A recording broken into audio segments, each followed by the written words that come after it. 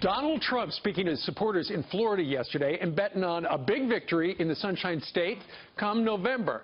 And he might just be right. Here now with his brand new and improved electoral map and a look into his crystal ball, Larry Sabato, the director of University of Virginia's Center for Politics. Larry, good morning to you. Good morning, Steve. Something curious has happened. While it looked a few weeks ago like Hillary Clinton was just marching toward the White House, suddenly Donald Trump is getting much more popular in some states that were kind of going her way. Yes, that's especially true in Ohio and Iowa, which we've now leaned to Trump. Iowa seems pretty certain. Ohio is close, but clearly Trump has gone up and Clinton has declined. And then there are some others that are now so close they have to be called toss-ups. That would include Florida as well as North Carolina and Nevada. Okay, so the new and improved map is more competitive.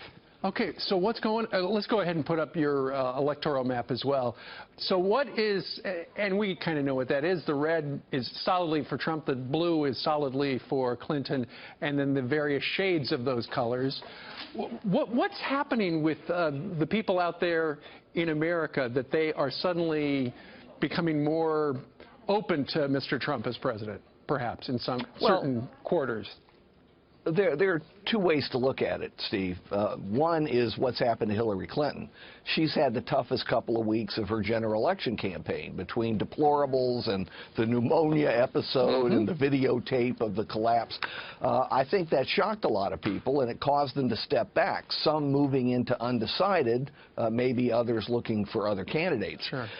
For Donald Trump, he's had a more disciplined campaign, usually, when they can keep him on the teleprompter and keep him from making, side remarks during rallies.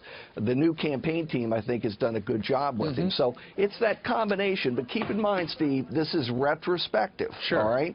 We're looking back and trying to peg where the states maybe were last week or are over the weekend.